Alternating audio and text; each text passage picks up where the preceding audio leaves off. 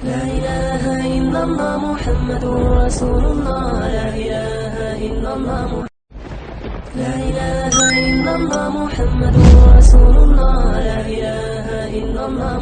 اب رمضان شریف بھی آ رہا ہے اور آپ کو معلوم ہے ہم نے رمضان میں پڑھائی رکھی ہے، چھٹیاں نہیں رکھی. جب میں نے حسنین شروع کیا 1999 میں تو اللہ نے میرے دل میں یہ بات ڈالی کہ رمضان تو علم کا مہینہ ہے، انا انزلناہ فی لیلۃ القدر، اور چاروں آسمانی کتابیں رمضان میں اور سارے صحیفے رمضان میں. اپنے اللہ کو کیا پسند تھا اس مہینے کا. حضرت ابراہیم علیہ السلام پر چھوٹی کتابیں اتری یکم رمضان کو، حضرت موسیٰ علیہ السلام پر تورات اتری 2 رمضان کو، حضرت داؤد علیہ السلام پر زبور اتری 6 رمضان کو، حضرت عیسیٰ علیہ السلام پر انجیل اتری 12 یا 18 رمضان کو، اور اللہ کے نبی پر قرآن اترا فی لیلۃ القدر، لیلۃ القدر میں اترا. تو سارا آسمانی علم رمضان میں اترا. سارے مہینوں کے نام عربوں نے رکھے، محرم، صفر، ربیع الاول، ربیع الثانی، جمادی الاولی، جمادی الثانی، رجب، شعبان، رمضان، شوال، ذوالقعدہ، ذوالحج. اس میں جو رمضان ہے یہ نام اللہ نے رکھا. باقی مہینوں کے نام تو رکھے عربوں نے. پھر ان کی زبان پہ اللہ لایا رمضان، چونکہ ابھی تو دنیا بھی نہیں بنی تھی اور اللہ نے قرآن کی تلاوت فرمائی تھی. تو اس قرآن میں تھا شہر رمضان الذی انزل فیہ القرآن.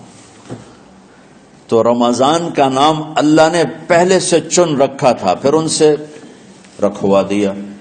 رمضان کہتے ہیں رمض یرمز، جل جانا، جل جانا. رمضان کو رمضان کیوں کہتے ہیں؟ کہ اس میں گناہ جل جاتے ہیں. مسلمان پہلا روزہ رکھتا ہے اور اس کے گناہ اللہ جلانا شروع کرتا ہے. اس کی بھوک پیاس کی آگ میں گناہوں کو ڈالتا ہے، جلاتا ہے. آخر 29 رمضان یا 30 رمضان آخری رات اللہ تعالیٰ اس کی پچھلے سال کے سارے گناہ معاف فرما دیتا ہے. تو اس کو اس سے تشبیہ دی گئی کہ جیسے جلنے سے چیز ختم ہو جاتی ہے، رمضان کے روزے کی بھوک اور پیاس کی تپش سے اللہ تعالیٰ پچھلے سال کے سارے گناہوں کو معاف فرما دیتے. تو مجھے خیال آیا اس وقت جب ابھی بالکل کزرعٍ اخرج شطأہ تھا، ہمارے مدرسے کی مثال کزرعٍ اخرج شطأہ. دعا کرو اللہ تعالیٰ فاستغلظ فاستوى علی سوقہ سے بنا دے. امید تو ہے کہ کچھ شکل اللہ نے بنا دی، اللہ اسے پوری دنیا میں پھیلا دے. میری تو تمنا ہے کہ ایک ایسی مثبت سوچ کے علماء کے اللہ میرے ذریعے سے تیار کروا دے جو امت کو جوڑنے والے ہوں، توڑنے والے نہ.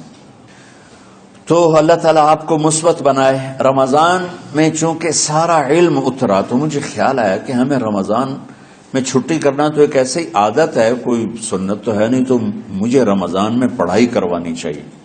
چاہے تھوڑی ہوگی، روزے کی بھوک بھی ستائے گی اور رات کے جاگنے کی وجہ سے نیند بھی ستائے گی، لیکن اس میں ایک لفظ سینکڑوں لفظوں پہ بھاری ہوگا غیر رمضان. تو میں کراچی گیا اور مفتی تقی صاحب دامت برکاتہم سے سب سے پہلے جا کے مشورہ کیا کہ حضرت میں چاہتا ہوں کہ رمضان میں چھٹی نہ ہو، پڑھائی ہو. اس وقت رمضان سردیوں میں تھا. تو وہ بڑے خوش ہوئے، کہنے لگے یہ تو بہت اچھی بات. وہ تو اتنے بڑا ہاتھی کے پاؤں میں سب کا پاؤں، اتنی بڑی ہستی نے، وہ صرف پاکستان کا سرمایہ نہیں پوری امت کا سرمایہ ہے. تو ان کی اس بولنے نے مجھے ہمت دے دی.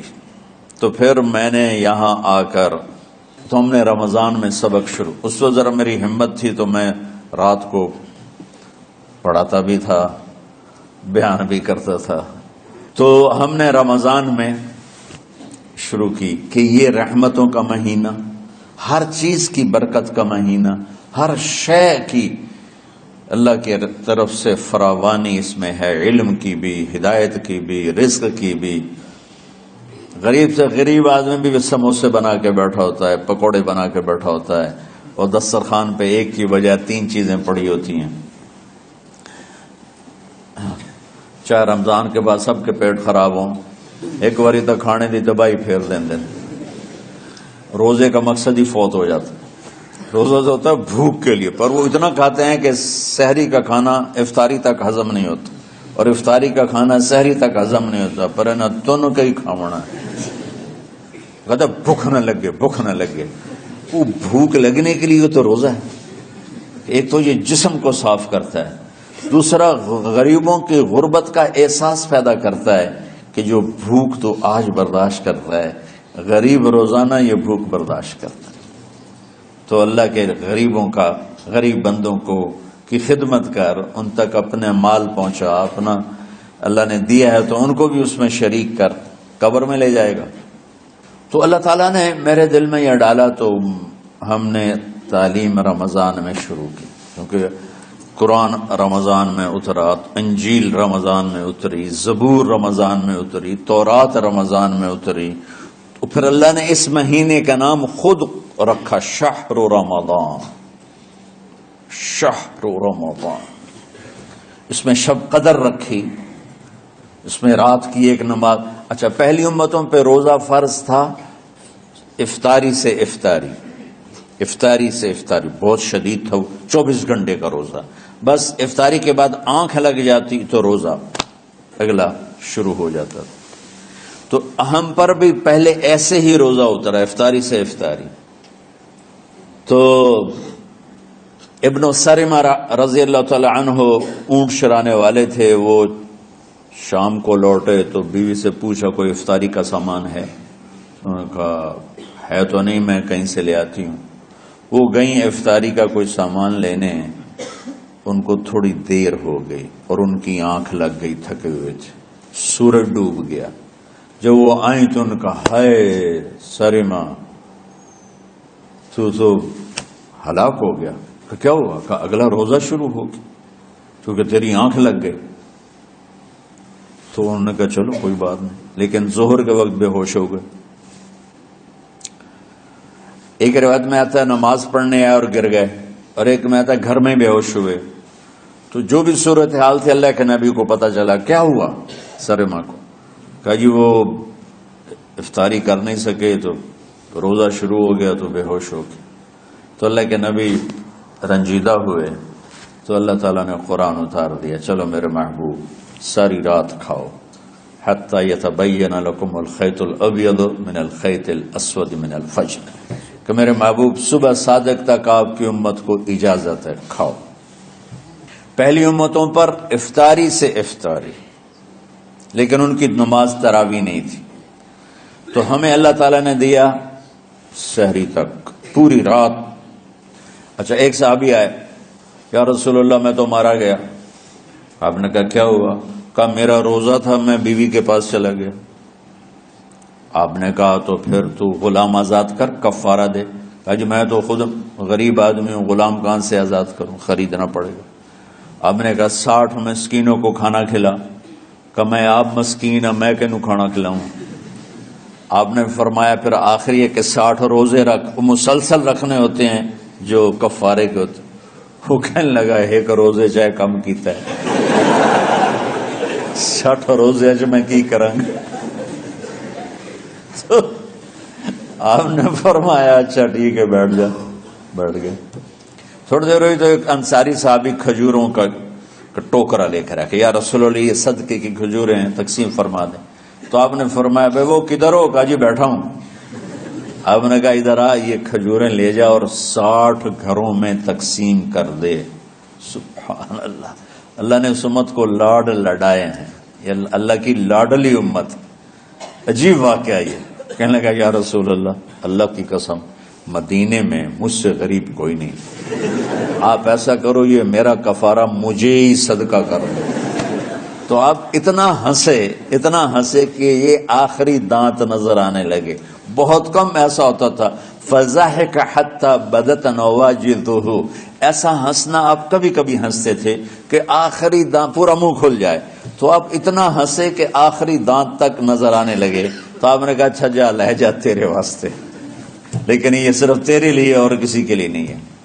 تو جب ایسی خیانت ہوئی تو اللہ تعالیٰ نے دوسرا حکم بھی اتار دیا، बाशिरूहुन, کہ تمہارے لیے بیوی بھی حلال ہے، کھانا بھی حلال ہے جب تک صبح صادق نہیں ہو جاتی.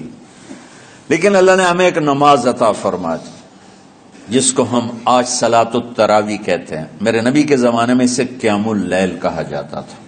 تو اللہ نے ہمیں رات کی نماز عطا فرمائی، اور چونکہ یہ ایک مشقت ہے تو میرے نبی نے کہا یہ رات کی نماز کے ہر سجدے پر 1500 نیکی لکھی جاتی، 1500 نیکی لکھی جاتی.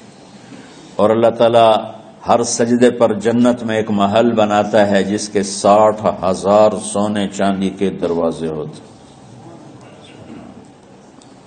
اور ایک درخت اس کے لیے لگاتا ہے جس کے نیچے 100 سال گھوڑا دوڑ سکتا ہے. تو رمضان کا اہتمام آپ رجب سے شروع فرما دیتے تھے. میرے نبی نے 9 رمضان دیکھے، 9 رمضان اپنی زندگی میں، 9 رمضان. 10ویں رمضان سے پہلے آپ اللہ کے پاس تشریف لے گئے. آپ کی زندگی میں روزے فرض ہونے سے آپ کی وفات تک 9 رمضان گزرے. اور میں قربان جاؤں اپنے نبی پر، اپنی امت پہ کیسی شفقت تھی. آپ سحری کھاتے تھے بالکل آخری وقت، ادھر بلال اذان دے رہا ہے اور ادھر آپ آخری لقمہ کھا رہے ہیں، اور ادھر سورج نیچے ہوا اور آپ کھجور منہ میں. ایک آدمی اوپر کھڑا ہوتا تھا مدینے میں تو وہ چھت پہ، گھر کی چھت پہ کھڑا ہوتا تھا. سفر میں ہے تو وہ کسی پہاڑی پہ کھڑا ہوتا تھا. جو ہی سورج کا کنارہ نیچے جاتا اب فوراً وہ کہتا یا رسول اللہ قد غربت، تو آپ کھجور منہ میں ڈال لیتے تھے یا پانی. کبھی پانی سے افطار فرماتے تھے، کبھی کھجور سے افطار فرماتے تھے کہ میری امت پہ بھوک کا وقت کم سے کم آئے. آج کل جو یہ ہمارے افطاری کے اوقات ہیں نا، یہ سورج ڈوبنے کے بھی 2-2.5 منٹ بعد کے ہیں کہ احتیاطاً. ٹھیک ہے چلو احتیاط کر لو، کوئی مسئلہ نہیں. لیکن اصل ہے ادھر چونکہ اب سورج ہمیں نظر ہی نہیں آتا ہے، اس طرح ہم گھرے ہوئے ہیں شہروں میں. دیہاتوں میں بھی اب اس طرح کا ماحول ہے کہ وہ نظر نہیں آتا ہے. تو بہتر کہ ادھر سورج غائب ہو، ادھر لقمہ منہ میں جائے. لیکن یہ تب ہے جب آپ نظر آ رہا ہو. اب جب آپ یہاں بیٹھے ہو حسنین میں تو یہاں تو کوئی سورج نظر نہیں آئے گا، یہاں تو مینار ہی نظر آئے گا. تو لہذا احتیاط ٹھیک. ہمارے اہل حدیث بھائی وہ 2 منٹ پہلے ہم سے افطار کرتے ہیں، تو بڑی اچھی بات ہے کہ سورج کے غروب ہونے کا جو اصل وقت ہے اس کے ساتھ ہی افطار کرنا. اور سحری میں ایک واقعہ سناتا ہوں. آپ سحری کھا رہے تھے، بکرے کی سری پکی ہوئی تھی، تو مولا علی رضی اللہ تعالیٰ عنہ اور عرباض بن ساریہ رضی اللہ تعالیٰ عنہ آپ کے ساتھ کھانا کھا رہے تھے. تو حضرت بلال ہے، یا رسول اللہ وقت ختم ہو گیا ہے، میں اذان دینے جا رہا ہوں، آپ برائے مہربانی کھانا پینا بند کریں. اور یہ کہہ کر چلے گئے. چھت، ایک انصاری عورت تھی، اس کے گھر کی چھت پہ چڑھ کے اذان دیتے تھے. چڑھنے لگے تو پھر واپس آئے کہ دیکھوں اللہ کے نبی نے کھانا چھوڑ دیا یا نہیں. آ کے دیکھا تو وہ کھا رہے تھے. انہوں نے کہا یا رسول اللہ واللہ لقد اصبحت، یا رسول اللہ اللہ کی قسم سحری کا وقت ختم ہو گیا، صبح ہو گئی. تو آپ نے ہاتھ پیچھے کر لیا، کہہ رہے تیرا بھلا ہو بلال، ابھی وقت باقی تھا، تیرے قسم کھانے پر اللہ نے اس کو پہلے نکال دیا کہ تیری قسم کہیں جھوٹی نہ پڑ جائے. تو حضرت علی نے فرمایا کہ اگر بلال قسم نہ کھاتے تو جب تک میرے نبی کھاتے رہتے صبح صادق نہیں ہونی تھی. تو بالکل آخری وقت میں آپ کھاتے تھے تاکہ کم سے کم وقت امت پہ بھوک کا آئے. تو اللہ تعالیٰ آپ کے علم میں برکت دے. رمضان علم کا مہینہ ہے، سونے کا نہیں ہے، کھانے کا نہیں ہے، سموسے پکوڑے کا نہیں ہے. رمضان علم کا مہینہ، شب قدر اس میں ہے، اللہ کا عرش پہلے آسمانوں پر ہے، سارا دن ساری رات اللہ کے اعلان ہو رہے ہیں، کوئی بخشش چاہنے والا، کوئی معافی چاہنے والا، کوئی رزق چاہنے والا، کوئی ہدایت چاہنے والا، کوئی شفا چاہنے والا. اور فرشتوں کے اعلان ہو رہے ہیں، بھلائی کرنے والے آگے بڑھ، برائی کرنے والے بس کر دے. تو جو رحمت رمضان میں، میرے نبی نے فرمایا اگر میری امت کو پتہ چل جائے کہ رمضان کیا ہے تو یہ تمنا کریں گے کہ کاش سارا سال ہی رمضان ہوتا۔ تو بچوں، آپ خوش قسمت ہیں کہ آپ کا جو رمضان ہے وہ علم کی طلب میں ہے۔ اس میں اگر آپ سوئے بھی ہوگے نا تو آپ کو وہ اجر ملے گا جو نفلیں پڑھنے والوں کو بھی نہیں ملے گا۔ ایک شخص آیا کہ یا رسول اللہ، اب دیکھو آپ اللہ کے راستے میں ہو، آپ اللہ کے راستے میں ہو۔ ایک شخص آیا، یا رسول اللہ، کیا میں کچھ مال خرچ کر کے اللہ کے راستے میں جانے والے کا اجر لے سکتا ہوں؟ آپ نے فرمایا کتنے تیرے پاس؟ کہنے لگا جی 6000۔ اس دور میں 6000 بہت بڑی دولت تھی۔ تو آپ نے اسے فرمایا کہ تو 6000 تو کچھ کہہ رہا ہے اور میں یہ کہہ رہا ہوں تو سارے بھی خرچ کر دے تو جو اللہ کے راستے میں سویا ہوا ہے اس کی نیند کے اجر کو بھی نہیں پا سکتے۔ تو آپ سب اللہ کے راستے میں، آپ طلب علم میں،